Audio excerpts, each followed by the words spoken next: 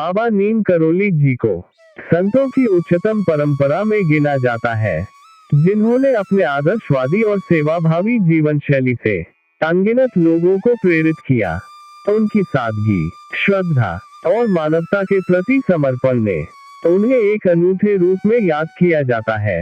उनके जीवन का संदेश सरलता, सहानुभूति और प्रेम में बसा है, जो उन्हें लोगों के दिलों में स्थान बनाता है।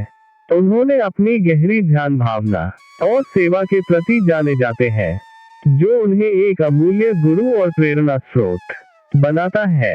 आगे बढ़ने से पहले हम आपसे एक अनुरोध करते हैं कि कृपया हमारे चैनल को सब्सक्राइब करें और इस वीडियो को लाइक करें। वीडियो देखने के बाद अपने प्रिय और परिजनों के साथ साझा करें। बाबा जी ने अपने उपदेशों में बताया कि भगवान को प्राप्त करने के लिए सच्ची भक्ति, ईमानदारी और सेवा को महत्वपूर्ण माना था।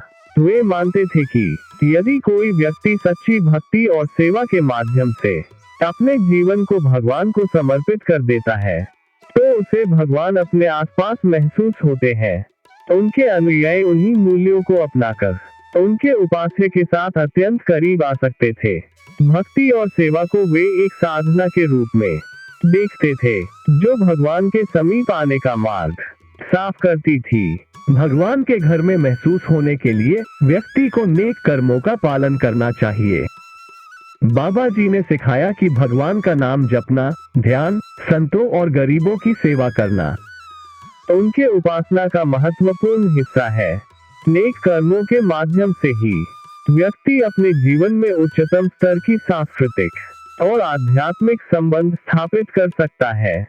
उन्होंने सार्वभौमिक सेवा को अपने जीवन का महत्वपूर्ण तत्व माना था और संतों की सेवा को उनके ध्यान का महत्वपूर्ण हिस्सा बताया था।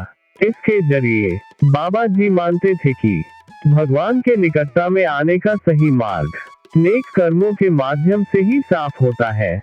उनके अनुयायी इस सिद्धांत को अपनाकर अपने जीवन को उदार और नेक आदर्शों से भर देते थे। इसके अलावा बाबा नीम करोली जी के अनुयायी सदाचार, नेकी, समझदारी और ध्यान में धर्म का महत्व स्वीकार करते थे।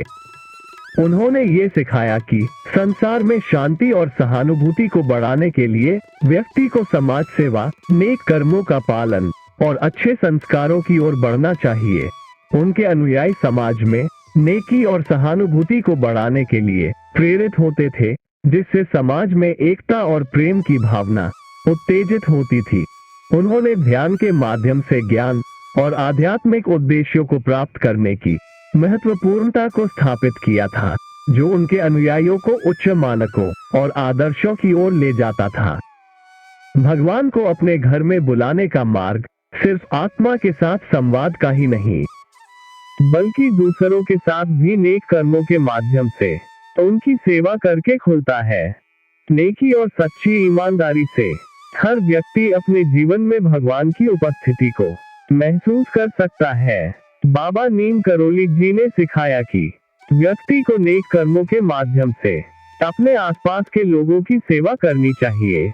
जब हम दूसरों की सहायता करते हैं और उनकी मदद करते हैं, तो हमारी आत्मा में एक ऊर्जा उत्पन्न होती है, जो हमें भगवान की उपस्थिति को अनुभव कराती है। यही मार्ग है जो हमें अंतर्मन में भगवान की प्रासंगिकता को महसूस कराता है। यह मार्ग भक्ति, सच्चाई, सेवा और नेकी का होता है। बाबा नीम करोली जी ने सिखाया कि यदि हम भक्ति के साथ सच्चाई, सेवा और नेकी के मूल्यों को अपनाते हैं, तो हम अपने जीवन में ईश्वर की उपस्थिति को महसूस कर सकते हैं। भक्ति के माध्यम से हम ईश्वर की ओर उन्नत होते हैं। सच्चाई के माध्यम से हम अपने आत्मा को स्वीकार करते हैं। सेवा के माध्यम से हम दूसरों की मदद करते हैं और नेकी के माध्यम से हम अच्छे कर्म करते हैं।